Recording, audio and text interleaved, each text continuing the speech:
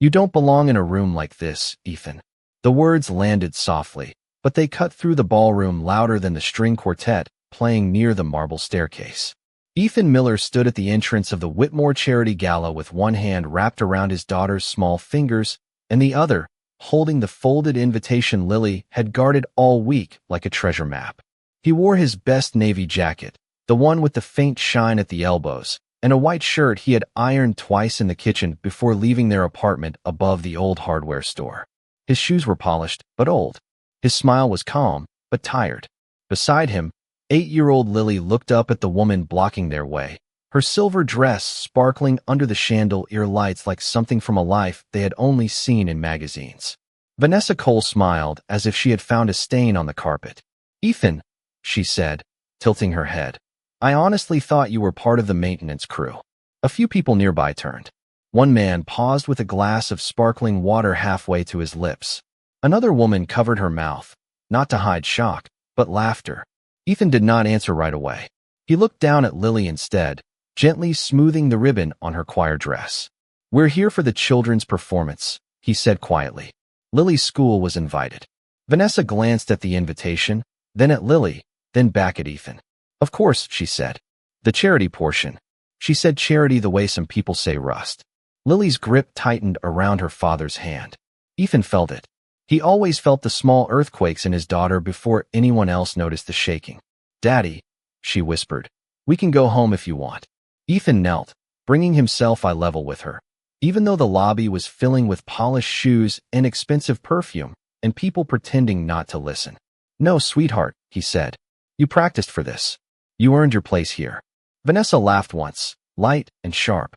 "That's sweet. Really? Still playing hero, I see." Ethan stood slowly. He was 38, with a little gray at his temples, broad hands rough from years of repair work, and the kind of eyes that had learned how to hold pain without handing it to anyone else. "We're not here to bother anyone," he said. "We'll just find the school group." Vanessa stepped closer, lowering her voice just enough to make it feel personal, but not enough to keep the room from hearing. "You always say that, Ethan. You never mean to bother anyone. You just show up with your sad little story and wait for the world to feel guilty." The laughter around them grew braver. Lily looked at the floor. Ethan's jaw moved once, but he swallowed the words. Not because he had none, because his daughter was watching. A man's pride can be loud, but a father's love must be careful. "Come on, Lily," he said softly. "Let's find your teacher." But Vanessa wasn't done. "I'm sorry," she said, turning slightly toward the nearest guests as if inviting them into the performance. "It's just surprising, that's all. 3 years ago, he told me he was going to rebuild his life. And now," her eyes traveled down to his worn cuffs.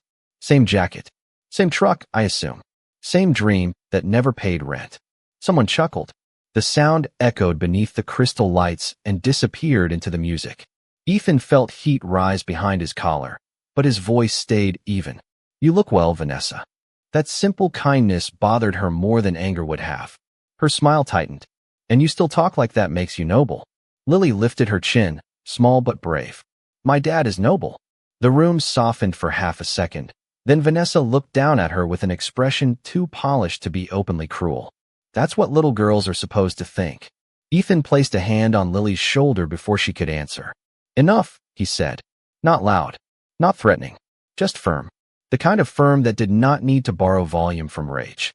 Across the ballroom, 2 floors above them, behind a glass balcony lined with white roses, Claire Whitmore had stopped moving. She had been on her way to meet the board chairman, a man who had already reminded her twice that evening that a CEO, without the right husband, was a liability in a family empire built on appearances. But now she watched the man in the old jacket stand perfectly, still while the room tried to make him smaller. She watched him protect his daughter's heart before defending his own name. She watched him accept humiliation without passing it forward. There was no begging in him, no bitterness, only quiet dignity, the rare kind, the kind money could imitate but never purchase. Below, the security host finally glanced at the invitation and cleared his throat. "They're on the children's performance list," he said. Vanessa blinked, annoyed that procedure had interrupted her little trial. Ethan nodded once, thanked the host, and guided Lily forward into the ballroom. As they passed beneath the chandelier, Lily whispered, Why didn't you say something back? Ethan looked down at her, and his expression softened. Because not every insult deserves a home in your mouth. Lily thought about that. Then she leaned closer against him. The orchestra shifted into a slower song, and the golden room kept shining, careless and bright. No one noticed the CEO on the balcony still watching them. No one saw Claire Whitmore's fingers curl around the railing. And no one in that ballroom knew that before midnight, the man they had laughed at would receive an offer so impossible, so stunning, it would leave every polished smile in the room frozen in silence. Claire Whitmore had spent most of her life inside beautiful rooms that felt like locked doors. The gala ballroom below glittered with crystal, gold, and soft white flowers. But from the balcony, it looked less like a celebration and more like a stage where everyone had already been handed their lines. She stood beside a tall arrangement of lilies, listening to the careful footsteps approaching behind her. She did not have to turn around to know it was her father. Charles Whitmore walked like a man who believed every floor had been built to carry him. "You saw that little scene downstairs," he said. It was not a question. Claire kept her eyes on the crowd. "I saw a man being humiliated for no reason. You saw a distraction." Charles stepped beside her, silver hair neat, black tuxedo flawless, voice calm enough to be dangerous in the way only wealthy men can be when they have never had to shout. "The board is arriving in 20 minutes. Preston expects an answer before the midnight announcement." Claire finally looked at him. Preston expects many things. Preston Hale controls enough private capital to stabilize the West Coast expansion. His family has political reach, banking reach, and media reach. This is not a romance novel, Claire. This is governance. She laughed softly, but there was no warmth in it. "You make marriage sound like a quarterly report. In our world, it often saves one." The words settled between them, polished and cold. Downstairs, Lily Miller's school choir gathered near the small riser by the grand piano. Ethan stood several feet behind the children, hands folded in front of him, trying to disappear into the edge of the room. He did not know how badly Claire wished she could do the same. For 12 years, she had been trained to be the calm face of Whitmore Global Holdings. The woman who did not tremble during market drops, did not cry at funerals until cameras were gone, did not flinch when older men called her brilliant in the same tone they used for difficult. Her mother, Margaret, had built the company from a regional shipping office into a national logistics empire. Then came the accident on a rainy highway outside Portland, the long recovery, the private nurses, the memory gaps that turned Margaret from a legend into a whispered liability. After that, Charles became the guardian of the family narrative, and Claire became the daughter expected to protect it. "I will not marry Preston," Claire said. Charles smiled faintly, as if she had refused dessert. "Then tomorrow morning, the board will vote to restructure executive control. They have the votes. Your mother's shares are tied up in medical guardianship. Your independent block is nervous. Preston is not a husband in this arrangement. He is a wall against a takeover. He is a man who speaks to waiters like they are furniture. Kindness does not secure payroll for 30,000 employees." Claire turned back toward the ballroom. The lights below blurred for a moment, not because she was crying, but because she was tired in a place sleep could not reach. "Neither does arrogance." Charles sighed. "You are 34 years old. You are not a girl waiting for a fairy tale. You are a chief executive officer. You need a partner the markets respect." At that exact moment, Preston Hale appeared below, laughing near the champagne fountain with 3 investors and Vanessa Cole. He was handsome in the effortless way money can polish a person, tall, tan, perfect smile, perfect cuff links, perfect emptiness behind the eyes. He glanced toward a server carrying a tray, snapped his fingers, and pointed to a spill near his shoe. The server bent quickly, face red with embarrassment. Preston did not even look at her. Claire watched Ethan notice from across the room. He was not part of that world, not part of its deals, its bloodlines, its coded smiles. Yet when Lily's choir teacher waved him closer, he first stepped aside to let an elderly guest pass with a walker. Then he bent to pick up a dropped program and handed it to a little boy in a bow tie who had been too nervous to ask. Small things, almost invisible things. But Claire had learned that character often entered a room quietly because pride had already taken all the noise. Her father checked his watch. 6 hours, Claire. By midnight, you either stand beside Preston for the announcement, or you stand alone and lose everything your mother built." The mention of her mother struck deeper than he intended. Claire's hand moved to the thin gold bracelet on her wrist, Margaret's bracelet, the last gift her mother had given her before the accident. She remembered Margaret's voice from years ago, soft over a kitchen table at 2 a.m. "Power without mercy is just fear wearing a good suit." Claire closed her fingers around the bracelet. "What if the person standing beside me did not come from your list?" Charles blinked. "Do not be theatrical. What if I chose someone honest? Honest men can still be useless." Claire looked down again. Ethan was now kneeling beside Lily, adjusting the hem of her choir robe so she would not trip when she stepped onto the riser. The girl whispered something, and Ethan smiled. Not for the room, not for approval, only for her. It was the kind of smile that gave shelter. Claire felt a strange ache behind her ribs. She had been surrounded by powerful men all evening, yet the only man who looked steady was the one everyone else had dismissed. "You want respectability," Claire said quietly. "I want truth." Charles leaned closer. "Truth will not protect you tonight." Claire did not answer. Below, the choir director lifted her hands, and the children began to sing. Their voices rose into the chandelier light, thin at first, then stronger, filling the ballroom with something innocent enough to make even the rich stop pretending for a moment. Ethan stood in the back with his old jacket and his worn shoes, watching Lily like she was the whole reason the world still deserved grace. Claire watched him watching her, and in that moment, a thought entered her mind so impossible that she almost dismissed it as desperation. But desperation, when touched by courage, can become a door. By midnight, she needed a husband. Not a prince, not a banker, not a man the board could buy.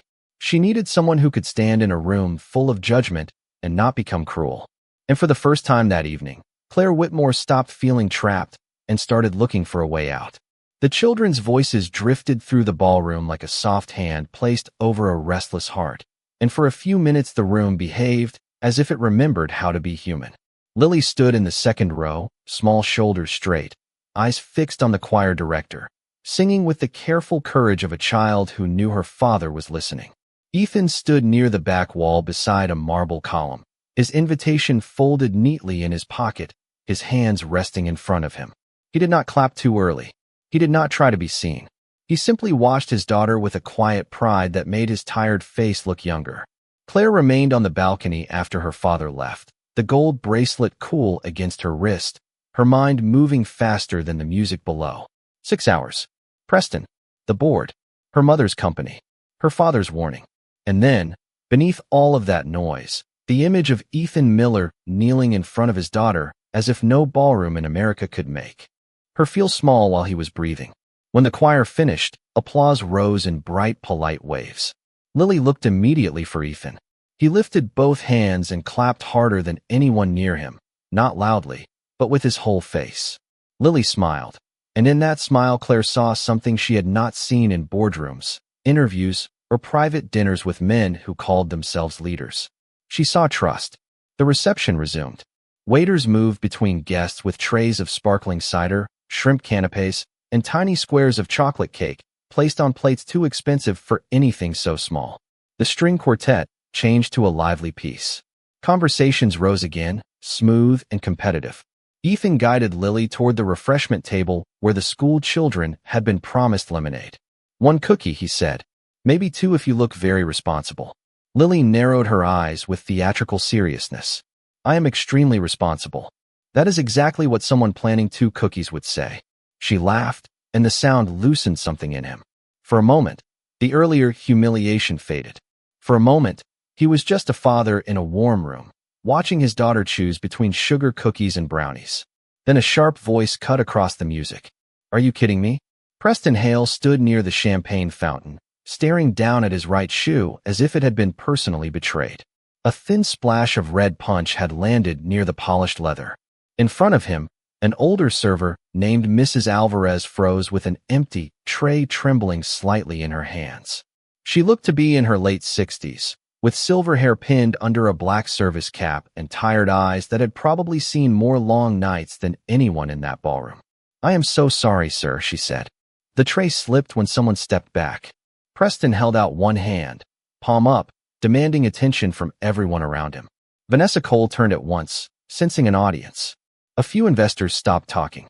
"This is Italian leather," Preston said. "Do you know what that means?" Mrs. Alvarez swallowed. "I can get a cloth right away."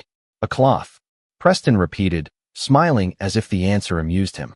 "That is your solution?" "A cloth." The manager hurried over, pale under the chandelier light. "Mr. Hale, we sincerely apologize. We will handle this immediately." Preston did not look at him. He kept his eyes on Mrs. Alvarez. "Handle it by finding staff who can walk in a straight line." The woman's face tightened. The tray in her hands dipped lower. Ethan saw it from 20 feet away. He saw the fear first, not the spill, not the shoe, not Preston's expensive anger.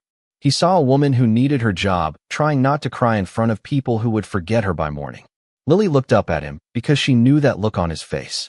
It was the look he got when something unfair crossed the room and sat too close to his conscience. "Daddy," she whispered. Ethan handed her his plate. "Stay right here, sweetheart." He walked over without hurry. Not dramatic. Not angry. Just steady. "It was my fault," Ethan said. Preston turned slowly. "Excuse me." Ethan stopped beside Mrs. Alvarez, leaving just enough space to make it clear he was not crowding anyone. "I stepped back without looking. She tried to avoid me. The tray tilted. That was on me." Mrs. Alvarez looked at him with startled eyes. "Sir, no, I did not." Ethan gave her the smallest glance, gentle but firm. A quiet mercy passed between them. "Please let me carry this."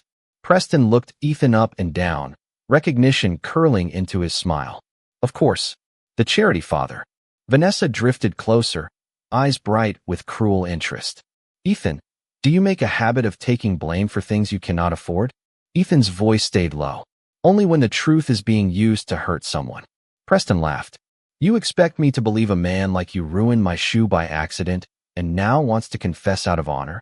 "I expect nothing from you," Ethan said. "I am just telling you she should not lose her job over a few drops of punch." The manager opened his mouth, then closed it. Around them, the circle of guests tightened. Some watched with amusement, some with embarrassment, most with the familiar comfort of people who were grateful the scene was happening to someone else. Preston stepped closer, still smiling. "You think you are a gentleman?" Ethan looked at Mrs. Alvarez, then back at Preston. "No, I think she is a person." The words were simple, but they changed the air. Even the music seemed to fall behind them for a second. Preston's smile faded by one careful inch. Vanessa crossed her arms. "You always do this. Turn every little moment into a sermon." Ethan did not look at her. A person who is already nervous does not need a room full of people teaching her shame. From the balcony, Claire heard every word. She had come down one level without realizing it, now standing at the curve of the staircase, one hand resting on the rail. She watched Preston, polished and powerful, shrink beneath the weight of a mechanic's quiet sentence. She watched Ethan absorb another insult without returning it. She watched Mrs. Alvarez breathe again. And in Claire's chest, the impossible thought from moments earlier no longer felt impossible. It felt like an answer. Preston gave a short laugh and turned away, pretending boredom where he had found resistance. "Clean it up," he muttered to the manager. Ethan bent, picked up a fallen napkin from the floor, and handed it to Mrs. Alvarez. "You all right, ma'am?" he asked. Her eyes shone. "Thank you," she whispered. Ethan nodded. "You did nothing wrong." Lily stood by the refreshment table, holding 2 cookies now, watching her father with the solemn pride only a child can give. Claire looked at Ethan, then at Preston, then at the board members gathering near the far doors like judges dressed for dinner. Her father wanted a respectable man.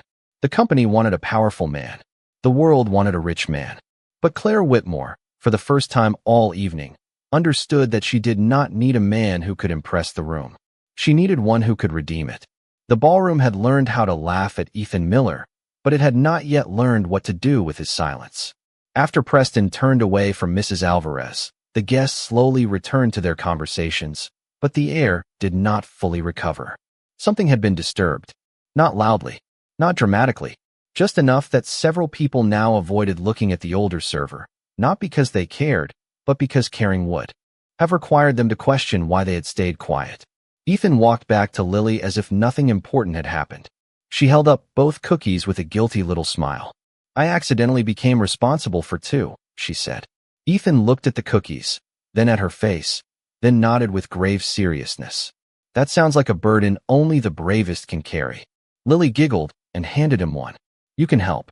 He took it, but before he could answer, Vanessa stepped into their path again. Her smile was gone now. What remained was sharper, something wounded pride often wears when kindness exposes it. You really cannot help yourself, can you? She said. Ethan glanced toward the children from Lily's school, making sure they were far enough away not to hear every word. Vanessa, not tonight. Oh, tonight is perfect. She looked around, and several guests slowed down again. People who would never admit they enjoyed cruelty had a strange talent for arriving exactly when it began. Everyone should see this version of you. St. Ethan of the broken apartment. Defender of waitresses. Collector of sad causes. Lily's face changed. The joy from the cookie slipped away. Ethan placed a steady hand on her shoulder. That is enough. Vanessa tilted her head. No, Ethan. Enough was years ago when I tried to build something with you, and you kept choosing everyone else. Your sick wife's medical bills, your little repair jobs, strangers who needed help, neighbors who needed rides. Always someone. Always some noble excuse. And look where it got you. The words were not loud, but they traveled. They passed through the perfume, the music, the polished laughter, and reached people who had no right to hear them. Ethan's eyes lowered for a moment. Not in shame. In remembrance. There are names grief keeps folded inside the heart, and when careless hands throw them into a room, a decent man must decide whether to protect the dead or answer the living. He chose protection. My wife's name was Hannah, he said quietly. Please do not use her as a point in an argument. For 1 second, even Vanessa faltered.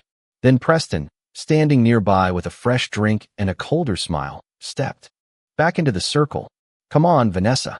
You warned him, did you not? Some men confuse failure with virtue. Ethan looked at him now. And some men confuse price with worth. A small sound moved through the crowd, not laughter this time, but surprise. Preston's eyes narrowed. Vanessa gave a short, disbelieving laugh. Worth? Ethan, you arrived here in a truck with 2 different colored doors. Lily looked up quickly. It is blue and gray because Daddy fixed it himself. Vanessa smiled down at her. Sweetheart, that is not the defense you think it is. Ethan's hand tightened slightly, not in anger, but in restraint. Do not talk down to my daughter. His voice did not rise. It did not have to. It carried the quiet weight of a locked door. Vanessa stepped back half an inch. Preston noticed and smiled wider, eager to regain command. Mr. Miller, no one is attacking your daughter. We are simply trying to understand the mystery.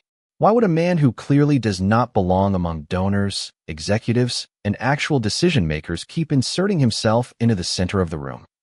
Ethan drew a slow breath. The chandelier light caught the lines around his eyes. I did not insert myself anywhere. I brought my daughter to sing. And yet here we are, Preston said. Here you are, Ethan replied. Still talking. This time, the silence arrived faster. It gathered from the corners of the ballroom, slipped between conversations, and settled under the music until the quartet seemed too gentle for the moment. At the staircase, Claire Whitmore had begun moving before she had fully decided to move. 1 step, then another. Her silver evening dress brushed softly against the rail. Her father saw her descending and stiffened. Claire, Charles called under his breath from near the board members. She did not stop. Preston saw her next, and his expression shifted into public charm. Claire, there you are. We were just clearing up a misunderstanding. Claire reached the last step and crossed the marble floor. People moved aside automatically. That was what power did in rooms like this. It opened paths before it earned them. But Claire was not looking at the investors, or her father, or Preston. She was looking at Ethan, and then at Lily, whose small chin trembled with the effort not to cry. Claire knelt in front of the child, without caring that the entire ballroom watched. You sang beautifully, she said. Lily blinked, startled. Thank you, ma'am. Claire is fine. Her voice softened. And your father was right. You earned your place here. Lily looked at Ethan, unsure what to do with kindness from someone dressed like the owner of the stars. Ethan gave her a small nod. Claire stood and faced him. Up close, she could see the frayed edge of his cuff, the careful polish on old shoes, the tiredness he carried like a private weather. She could also see something no tailored suit in the room could provide. He was not trying to be chosen. That was why she trusted him. Mr. Miller, she said. Ethan straightened. Miss Whitmore. Preston chuckled lightly. Claire, this is not necessary. No, Claire said, without looking at him. It is. Her father started toward her now, face controlled but eyes hard.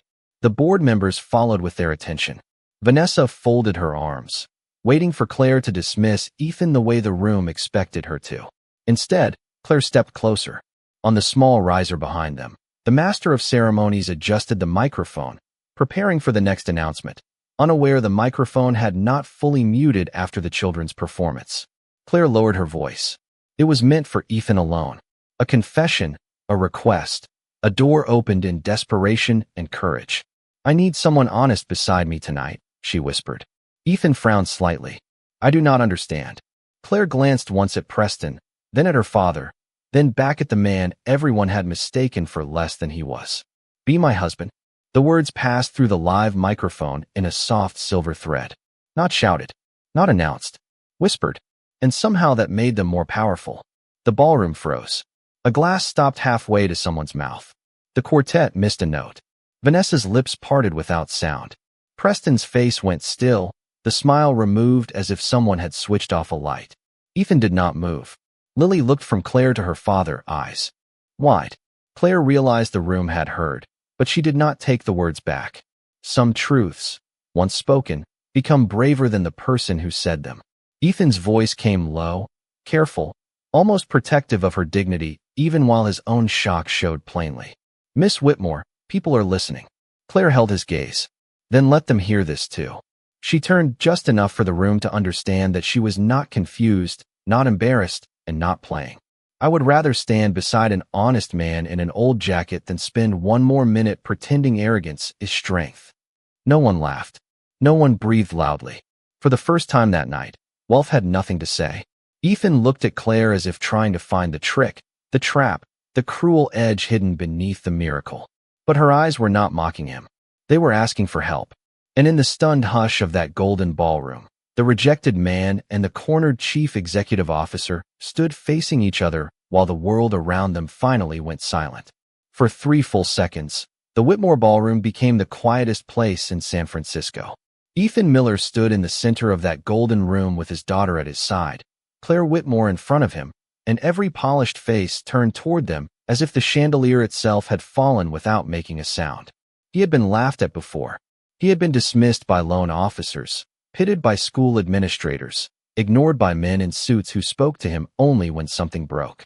But he had never been looked at this way, not as a joke, not as a problem, but as the answer to a question too dangerous for anyone else to ask.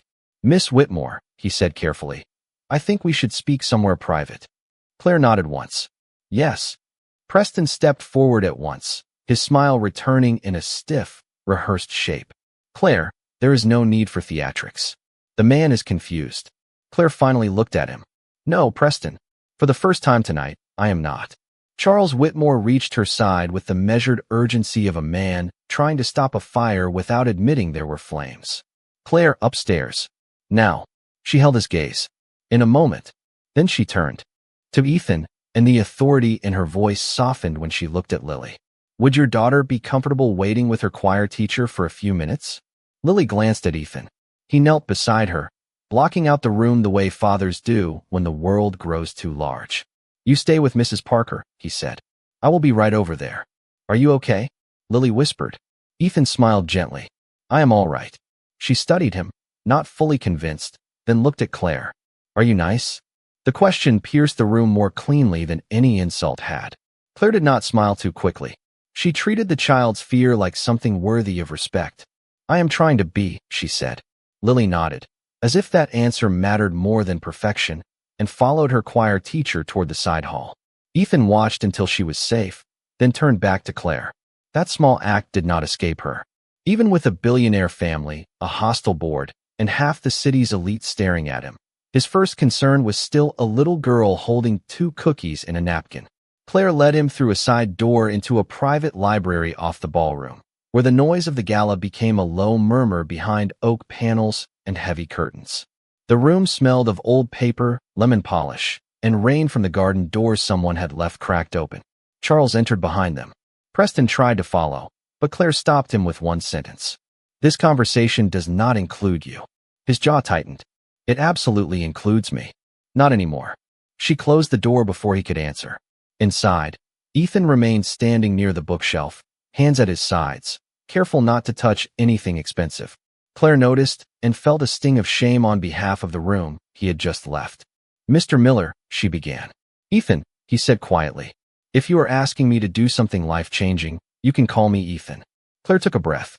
Her boardroom voice wanted to take over, clean and controlled, but something about Ethan made performance feel disrespectful. "Ethan, I know how this sounds." "I do not think you do." Charles gave a sharp exhale. "Finally, someone sensible." Ethan looked at him. "I did not say no. I said she may not understand what she is asking." Claire held still. "Then help me understand." He glanced toward the ballroom doors. "People like me are usually invited into rooms like that to fix the lights, carry the chairs, or be reminded where we stand. If I walk back in there beside you after what you said, they will not just laugh at me. They will aim at my daughter too. So before you ask me for my name, you need to know that Lily is not a shield, not a prop, and not a detail in some rich family crisis." Claire's face changed. Not offended. Struck. Charles opened his mouth, but she raised a hand without looking at him. "You are right," she said. "I am sorry." Ethan had expected persuasion, maybe a check, maybe the smooth pressure powerful people used when they were accustomed to being obeyed. He had not expected an apology. Claire stepped closer, leaving enough distance to honor the fact that they were still strangers. "My father and the board are trying to force me into an engagement with Preston Hale. By midnight, they intend to announce it publicly. If I refuse without another plan, they will move to strip my authority by morning. My mother built Whitmore Global Holdings. She is alive, but she is not well enough to fight them. I have spent years protecting her company, and tonight I am being told I must trade my life for it." Ethan listened without interrupting. His expression did not soften out of pity, but it deepened with understanding. "And you think marrying a man you met tonight solves that?" "Not marrying," Claire said. "Not truly. A temporary civil arrangement. 6 months. Enough to block Preston's leverage, stabilize voting control, and give my legal team time to challenge the guardianship restrictions on my mother's shares." Charles stepped forward. "This is insanity." Claire did not turn. "No. Insanity is selling me to Preston and calling it leadership." Ethan looked down at the patterned rug. "You said honest. That is why you asked me. I watched you protect your daughter when you were being insulted. I watched you take blame to protect Mrs. Alvarez. I watched you refuse to make cruelty contagious. I need someone beside me who cannot be bought by the people trying to buy everything else." She moved to the desk, opened a slim leather folder, and slid out a check. "I would compensate you. Enough to cover housing, school, medical needs, whatever Lily needs for the rest of her childhood." Ethan looked at the check, but did not touch it. The number written there could have changed the shape of his life. It could have repaired the truck, paid the overdue dentist bill, replaced Lily's winter coat before December, and put distance between them and every landlord who had ever sighed at him. For one quiet moment, poverty stood beside him like a ghost, whispering practical things. Then Ethan folded the check in half and placed it back on the desk. Claire stared at him. Charles blinked. "That is not how this works," Charles said. Ethan's voice remained calm. "That is exactly why it cannot work that way." Claire whispered, "It is not charity. Maybe not to you." He looked at her then, and there was no anger in his eyes, only dignity. "But I will not let my daughter watch me sell our last name." The library fell silent. Rain tapped faintly against the garden door. Claire felt something in her chest loosen and ache at the same time. Men had asked her for access, influence, introductions, favors disguised as affection. This man, who needed more than any of them, had just refused the one thing most people assumed would purchase him. "Then name your terms," she said. Ethan looked toward the ballroom, where Lily waited somewhere beyond the wall. "No lies to my daughter. No using her in photographs. No pretending this is love in front of her unless love becomes true, and I do not expect it to. No insulting my late wife's memory. No money handed to me like hush money. If I help you, it is because no one should be forced into a life they did not choose." Claire's eyes shone, but her voice stayed steady. "Agreed." Charles stared at them both as if the room had lost its mind. "Claire, you cannot seriously trust a stranger." Ethan answered before she could. "She should not trust me yet. Trust is earned." That sentence did what no contract could. It made Claire believe him more. From the ballroom, the master of ceremonies, announced that the midnight program would begin soon. Time was moving. The trap was closing. Claire extended her hand, not like a queen offering favor, like a woman asking for help. Ethan looked at it for a long moment, then shook it. His palm was rough, warm, and steady. Hers was cool, trembling only slightly. When the library door opened again, Preston, Vanessa, Charles, and half the board turned toward them. Ethan stepped out first, not proudly, not fearfully, but with the quiet strength of a man who had decided that grace sometimes required walking straight into judgment. Claire came beside him, and when Lily saw her father, she ran to him, slowing only when she noticed Claire holding his hand. "Daddy," she asked. Ethan bent toward her. "We are going to help Miss Whitmore tonight." Lily looked at Claire again. "Because she is trying to be nice?" Claire swallowed softly. Ethan smiled. "Because she is trying to be free." By the time Ethan Miller walked back into the ballroom with Claire Whitmore at his side, the room had stopped pretending the evening was normal. Conversations did not end all at once. They thinned, then broke, then faded into a silence filled with questions no one was brave enough to ask aloud. Lily stayed close to her father, one small hand tucked into his, the other still holding the napkin with the remaining cookie, now forgotten. Claire moved with the calm of a woman who had spent years being watched, but Ethan could feel the tremor beneath her composure. Not fear exactly, more like someone crossing a bridge while hearing the old wood crack beneath her feet. Preston Hale stood near the stage with his hands clasped in front of him, smiling for the room as if he had already decided the story would bend back in his favor. Charles Whitmore stood beside the board members, his face pale with controlled anger. Vanessa hovered a few steps behind Preston, her expression caught between disbelief and hunger for whatever humiliation might come next. "Ladies and gentlemen," the master of ceremonies said, his voice too cheerful for the tension in the room, "we will begin our midnight program in just a moment."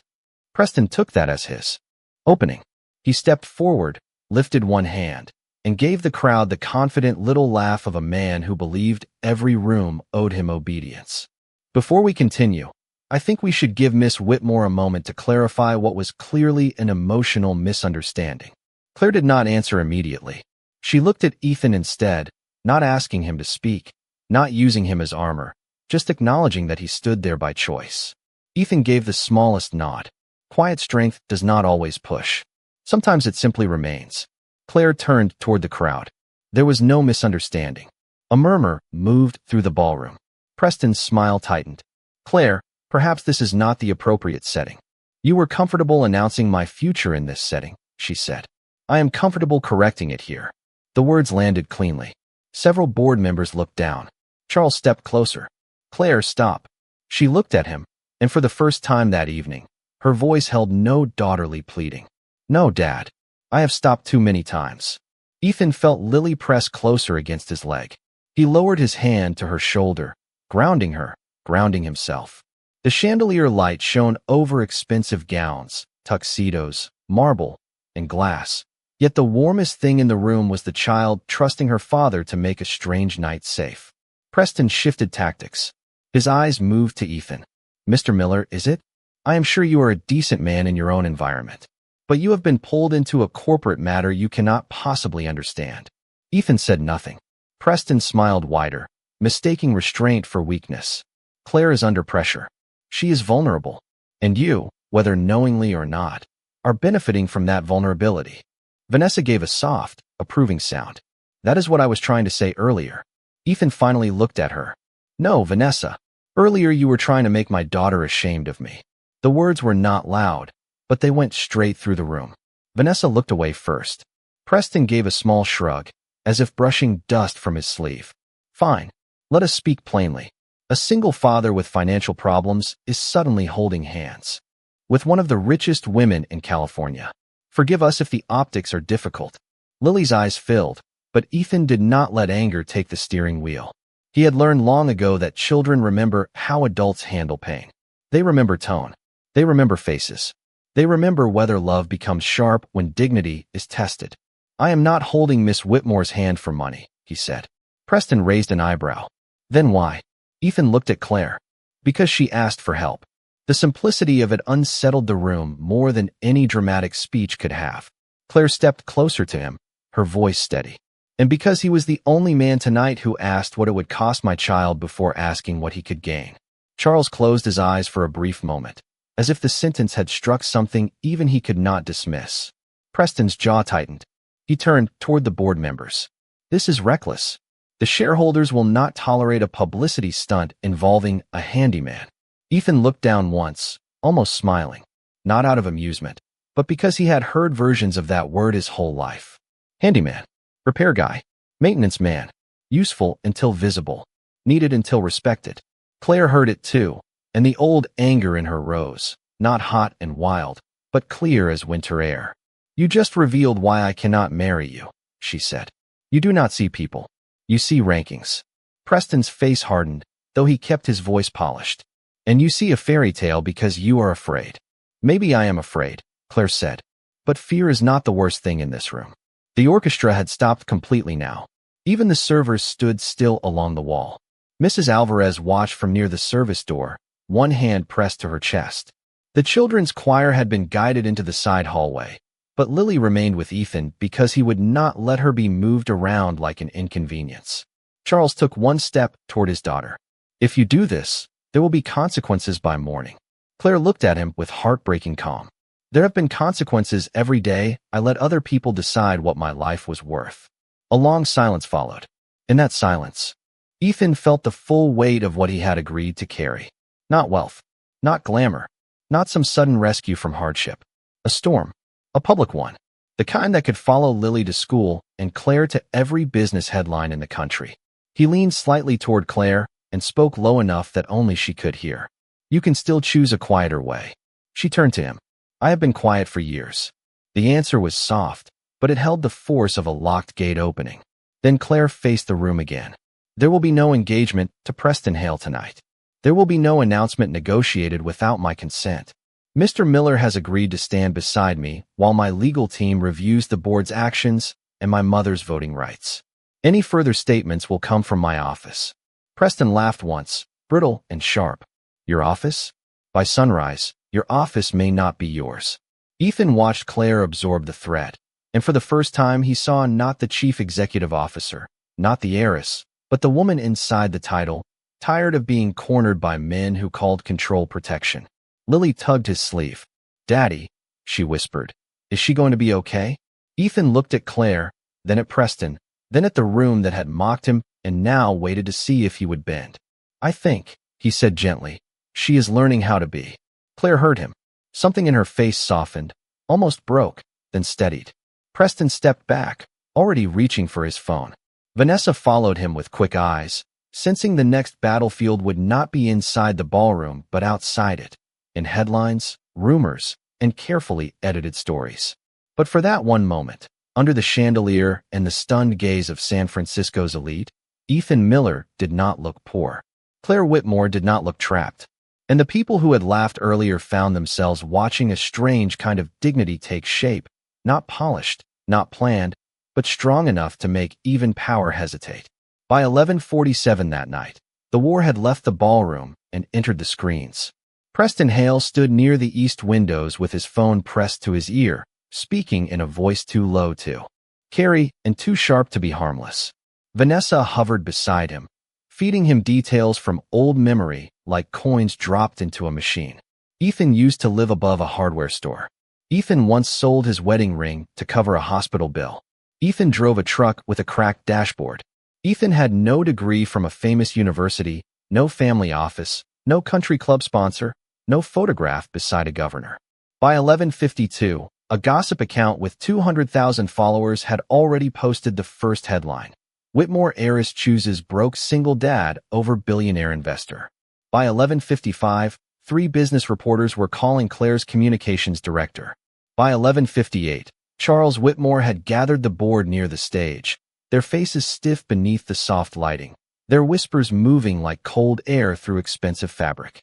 Ethan watched it all from beside the refreshment table, Lily tucked against him, sleepy now, but trying to be brave.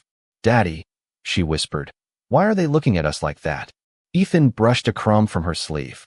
Because some people get nervous when they cannot understand kindness. Did we do something wrong? He crouched slightly, even though his knees ached from a long workday before the gala had ever begun. No, sweetheart. We told the truth. Sometimes the truth makes a room uncomfortable before it makes it better. Lily nodded, but her eyes moved toward Vanessa, who was pointing in their direction while speaking to a man with a camera. Ethan felt the old protective instinct rise in him, steady and quiet, not a flame but a wall. Claire saw it too. She crossed the room quickly, her silver dress catching the light, her face calm in the way of someone who had decided the cost and chosen the path anyway. The press has the story, she said. Preston is framing you as an opportunist. Ethan looked toward Lily, then back at Claire. That did not take long. No, Claire's voice softened. I am sorry. Do not be sorry for what dishonest people do with honest moments. She stared at him, and for a second the noise of the room faded. No one in her world spoke like that unless there was a camera nearby. Ethan said it while holding a child's half-eaten cookie. Before she could answer, Preston stepped onto the stage and tapped the microphone. The sound cracked through the room, and conversations died one by one. Ladies and gentlemen, he said, smiling with the sorrowful polish of a man pretending regret. I apologize for interrupting what should be a charitable evening. But when the future of a major employer, a family legacy, and thousands of American jobs is placed at risk by an impulsive decision, silence becomes irresponsible. Claire's face went still. Charles looked down, but did not stop him. Ethan slowly straightened. Preston lifted a folder. I take no pleasure in this, but the board deserves transparency. Mr. Ethan Miller is not merely a humble father caught in an unusual circumstance. He is a man with documented financial instability, including bankruptcy filings, unpaid debts, and a history of failed business ventures. A sound moved through the guests. Not shock exactly. Permission. The room had been waiting for a reason to return Ethan to the place it believed he belonged. Preston continued. And yet tonight, within hours of meeting Miss Whitmore, he has positioned himself beside her during a corporate control dispute. I ask you, as reasonable people, what does that look like? Vanessa stood near the front, arms folded, eyes bright. Ethan said nothing. He felt Lily's hand go cold in his. Claire took one step forward. Stop this, Preston. He gave her a wounded smile. I am protecting you. You are humiliating a good man because you cannot control me. Preston ignored her and turned to Ethan. Mr. Miller, would you care to explain why a responsible man loses his home, his savings, and his financial standing? The microphone waited. The room waited. Lily looked up at her father with wet eyes, and Ethan felt something inside him ache, not from shame, but from the cruelty of making a child stand beside adult judgment. He walked toward the stage slowly, not because Preston had summoned him, but because some truths should not be left in the mouths of men who would poison them. Claire reached for his arm. You do not owe them this. Ethan looked at her. Gently. No, but I owe Lily the truth without fear. He stepped to the microphone. For a moment, all anyone heard was the faint hum of the speakers and the rain tapping against the high windows. Ethan placed both hands lightly on the podium. His old jacket looked even older under the stage lights. His shoes looked even more worn. But his voice, when it came, was steady. My wife, Hannah, got sick when Lily was 4. The room changed. Not softened. Not yet. But it stopped leaning forward for sport. The insurance covered some things. Not enough. I sold my shop first. Then the house. Then most of what we owned. I took every repair job I could find within 50 miles. I filed bankruptcy after she passed because the bills did not end when the funeral did. Lily wiped her cheek with the back of her hand. Claire's eyes lowered, filled with grief for a woman she had never met. Ethan continued. Mr. Hale calls that financial instability. Maybe he is right. I do not know what word a banker would use. I only know my daughter had 11 more months with her mother because I spent everything I had trying to keep hope in the room. No one spoke. The sentence did not ask for pity. That was why it found the heart so quickly. Preston's expression flickered, but he recovered. A touching story does not answer the concern. Ethan turned toward him. You are right. So let me answer plainly. I asked Miss Whitmore for nothing. I signed nothing that gives me $1, a share, a house, or a favor. And if a paper is needed, I will sign it in front of everyone here. Preston seized the opening. Excellent. He snapped his fingers toward an aide, who hurried forward with a document. A waiver of financial claim. No access to Whitmore assets, no marital benefit, no settlement, no compensation. If you are truly here out of honor, sign it. Claire moved fast. Ethan, no. You need a lawyer. Charles finally spoke. For once, Claire is right. But Ethan took the pen. He looked at the document only long enough to understand its purpose. Then he signed his name. Ethan Miller. Simple. Clear. Unadorned. The room watched in stunned confusion. Men who thought everyone had a price suddenly looked uncomfortable in the presence of someone refusing to name one. Ethan handed the pen back. There, he said. Now my poverty is no longer useful to your argument. Preston's face tightened. The waiver had been meant to trap him, but dignity has a way of turning traps into mirrors. Then, from the rear of the ballroom, a woman's voice rang out, older, trembling, but unmistakably alive. That is not the first time he walked away from a reward. Every head turned. Near the service entrance stood Mrs. Alvarez, one hand supporting an elderly woman in a wheelchair, wrapped in a cream shawl, her silver hair loose around a face Claire knew better than her own reflection. Claire's breath caught. Mom. Margaret Whitmore lifted her eyes toward the stage. They were tired eyes, clouded by years of injury and silence. But at that moment, they were clear enough to stop the room cold. She looked directly at Ethan. Her hand trembled as she pointed. I know that voice, she whispered. I heard it in the rain the night my car went off Highway 1. Claire went pale. Ethan stepped back from the microphone as if the past itself had entered the room. Margaret's voice strengthened by one fragile inch. He told me to stay awake. He held my hand until the ambulance came. Then he disappeared before anyone could thank him. The ballroom went utterly silent. Preston did not move. Vanessa's face lost every trace of triumph. Claire stared at Ethan, not as the man she had chosen in desperation, but as the stranger who had once saved the mother she thought the world had already taken from her. Ethan lowered his eyes. He had not come to be remembered. He had only come because his daughter had sung. And somehow, in the final minutes before midnight, Grace had remembered him anyway. For a long moment after Margaret Whitmore spoke, the ballroom did not feel like a ballroom anymore. It felt like a chapel after a bell had been rung, every face lifted, every breath held, every careless judgment suddenly too heavy to carry. Claire stood at the foot of the stage with one hand pressed against her gold bracelet, staring at her mother as if memory itself had rolled through the service entrance in a cream shawl. Margaret had not appeared at a public event in years. The family statement always said she was resting, recovering, protected. But now she sat beneath the chandelier light, fragile and pale, with Mrs. Alvarez beside her and truth shining through the fog of her injuries. Mom, Claire whispered again, and this time the word broke. Ethan stepped down from the stage slowly, not toward the attention, but away from it. He looked almost ashamed to be seen doing something good, as if kindness had been a private matter and the room had intruded on it. Lily ran to him and wrapped both arms around his waist. Daddy, you saved her? Ethan placed a hand on the back of her head. A long time ago, sweetheart. Why did you never tell anyone? He looked down at her, and his tired smile carried more sorrow than pride. Because helping someone is not a story you own just because you were there. Claire heard that, and it reached a place in her no board vote had ever touched. She crossed the room quickly, but when she reached her mother, she slowed as if approaching a miracle that might vanish if startled. Margaret lifted a trembling hand. Claire took it with both of hers. How did you get here? Claire asked. Margaret's eyes moved to Mrs. Alvarez. The older server looked nervous, as though she had broken a rule too large for her paycheck. Your mother asked to come down after she heard voices from the service hallway, Mrs. Alvarez said. She heard Mr. Miller speaking into the microphone. She became very upset, but not frightened. She kept saying, that is him. That is the man from the rain. Charles Whitmore stood frozen near the board members, his face drained of its careful authority. Margaret should not be down here, he said. She needs rest. Margaret turned her head slowly toward him. The movement was small, but the room felt it. I needed the truth, she said. Her voice shook, but it did not fall apart. Claire looked at her father. You knew there was an unidentified witness that night.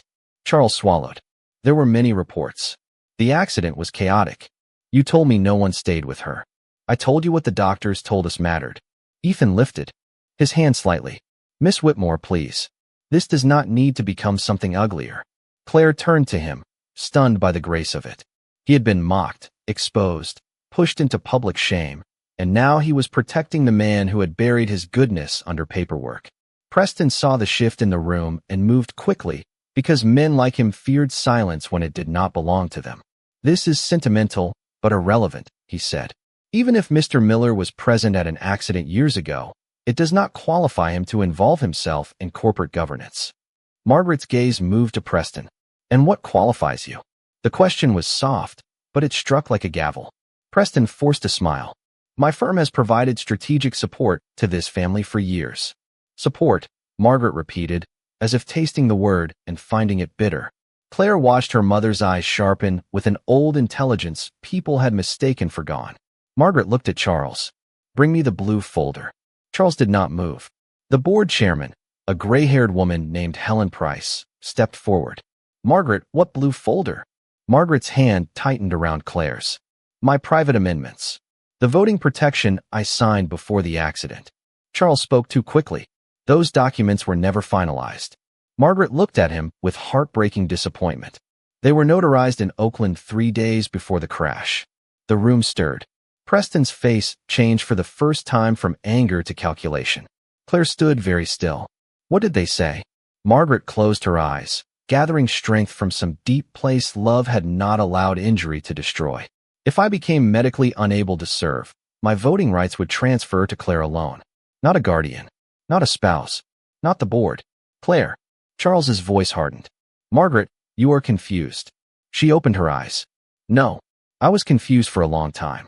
I am not confused tonight." Mrs. Alvarez reached into the side pocket of the wheelchair and pulled out a worn blue folder. Gasps moved through the ballroom. Claire stared at it, as if it were a door to a life stolen from her. "She kept it hidden in her room," Mrs. Alvarez said softly. "She told me months ago not to give it to anyone unless she remembered the man from the ring. I did not understand. I only listened."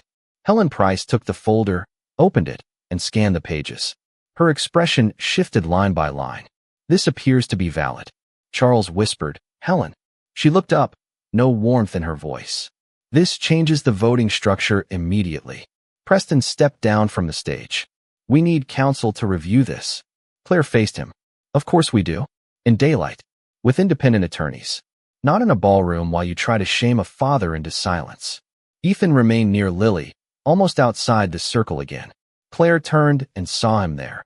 The man who had opened the night as an object of mockery and now stood at the edge of a family's redemption as if he expected no place in it. That humbled her more than anything. She walked to him.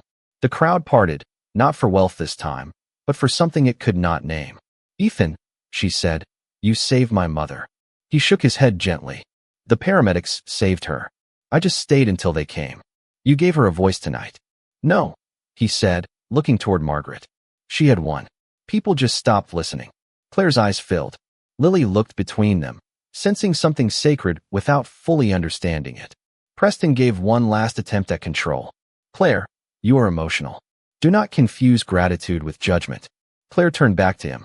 The softness in her face did not disappear, it became strength. "My judgment has never been clearer." She walked to the stage, took the microphone, and faced the room that had watched Ethan be torn apart for sport. "Tonight, Mr. Hale tried to convince you that poverty made Ethan Miller unworthy. My father tried to convince me that power without choice was protection. This room tried to decide a man's value by his shoes, his truck, and his bank account. But the truth is simple. The man with the least reason to help anyone helped the most. The man with nothing to gain protected a stranger in the rain, a server under pressure, a child's dignity, and even people who did not deserve his mercy." The silence deepened. Vanessa lowered her eyes. Charles looked older than he had minutes before. Claire's voice steadied, clear enough now to carry beyond the marble walls. "There will be no forced engagement. There will be no midnight sale of my future. And there will be no more pretending that cruelty becomes leadership because it wears an expensive suit." She set the microphone down. No applause came at first. It would have been too small for the moment. Instead, the room gave what truth often asks for before celebration. Stillness. Then Margaret lifted her hand toward Ethan. He hesitated, then came forward with Lily beside him. Margaret took his rough hand between her fragile ones. "I never thanked you," she whispered. Ethan bowed his head. "You survived. That was thanks enough." Margaret looked at Lily and smiled. Your father has a rare heart. Lily leaned into him. I know. And there it was, the answer the whole ballroom had been too proud to see. Not in the folder, not in the shares, not in the stunned faces of powerful men losing control, but in a little girl who had known all along that dignity does not need a spotlight to be real. By the time the independent attorneys arrived just after midnight, the ballroom no longer belonged to Preston Hale, Charles Whitmore, or the quiet machinery of reputation. It belonged to truth. The blue folder was reviewed under the bright library lamps while guests waited in a silence that had changed shape. Earlier, it had been the silence of judgment. Now it was the silence of people realizing they had been wrong and wondering whether anyone had noticed. Helen Price confirmed the emergency amendment first, then the outside counsel confirmed it again. Margaret Whitmore's voting rights transferred to Claire alone. Preston's proposed engagement had no legal power, no board leverage, no corporate necessity. It had been pressure dressed as strategy, control dressed as concern, fear wearing a good suit. Charles stood near the fireplace with one hand against the mantel, no longer commanding the room, only occupying it. Claire approached him after the decision was read. For a moment, Ethan thought she might raise her voice, but she did not. People with real strength rarely need to spend it loudly. Dad, she said, I will protect Mom. I will protect the company. But I will not protect the lie that you had to break me to save either one. Charles looked at her, and beneath his pride there was something smaller, something tired. I thought I was doing what had to be done. Claire's eyes softened, but her boundary did not. That is what people say when they stop asking whether the thing is right. He lowered his gaze. No punishment could have humbled him more than that sentence. Across the room, Preston tried one last polished exit, speaking to two reporters about confusion, stress, and temporary emotion, but nobody leaned in the way they had before. The cameras no longer loved him. Vanessa stood alone near the champagne fountain, her silver dress still perfect, her face not. When Ethan walked past with Lily's coat over his arm, she stepped forward. Ethan. He stopped, not because he owed her anything, but because dignity does not run from small apologies. Vanessa's voice was quieter now. I should not have said those things about Hannah. Or Lily. Or you. Ethan looked at her for a long moment. Years ago, he might have needed that apology to feel whole. Tonight, he realized he did not. I hope you find a kinder way to measure people, he said. Vanessa blinked, expecting anger and receiving mercy instead. Somehow it hurt more cleanly. Lily slipped her hand into her father's. Are we going home now? Ethan smiled down at her. Yes, sweetheart. It is late. Claire heard the words from across the room, and something inside her tightened. The crisis was over. The papers were safe. Her mother was resting in the library with Mrs. Alvarez beside her. The board had backed down. The announcement had been canceled. By every practical measure, Ethan Miller had done what she asked. He had stood beside her. He had given her the one thing no investor could provide, a witness to her own courage. And now he was leaving. Ethan helped Lily into her little blue coat near the grand entrance. The rain had stopped, leaving the San Francisco streets shining beneath the streetlights. His old truck waited at the curb between black luxury cars, blue door on one side, gray on the other, humble as a prayer. A valet looked uncertain whether to bring it forward, so Ethan simply took the keys himself with a polite nod. Claire followed him outside before she could talk herself out of it. The cold air touched her face, carrying the smell of wet pavement, roses, and the bay several blocks away. Ethan, she called. He turned. Lily turned too, sleepy but curious. Claire stopped a few feet from them. Inside, through the tall glass doors, guests were watching. She could feel them. For once, she did not care. You do not have to leave like this, she said. Ethan's expression was gentle. Miss Whitmore, you are free now. That was the point. Claire, she said softly. He nodded. Claire, you are free now. The way he said it nearly broke her, because he meant it as a gift, not a claim. She stepped closer, careful, respectful of the life he had built before she appeared in it like a storm in diamonds. Earlier tonight, I asked you for something impossible because I was afraid. I asked you to stand beside me because I needed a way out. Ethan looked down once. And you found one. No, Claire said. I found more than that. Lily looked up at her father, then at Claire, sensing grown-up words moving around something tender. Claire knelt, so she was not speaking over the child. Lily, I owe you an apology too. Tonight was too much for you. Adults made a hard thing harder. Lily studied her with solemn eyes. You were trying to be free. Claire smiled through the ache in her throat. Yes, but your father was right. You are not a prop. You are a person. A very brave one. Lily glanced at Ethan, then whispered, Daddy says brave is being scared but still doing the right thing. Claire looked up at Ethan. Your daddy is wise. Ethan gave a small, embarrassed breath that was almost a laugh. She makes me sound better than I am. No, Claire said, standing now. She sees you clearly. The words rested between them under the wet glow of the streetlights. Behind the glass, the ballroom waited for another spectacle, but what happened outside was too quiet for them to own. Claire removed the diamond engagement bracelet Preston had placed on her wrist earlier that evening during a private dinner she had never wanted. She held it for a moment, then placed it in the hand of the nearest Whitmore security chief.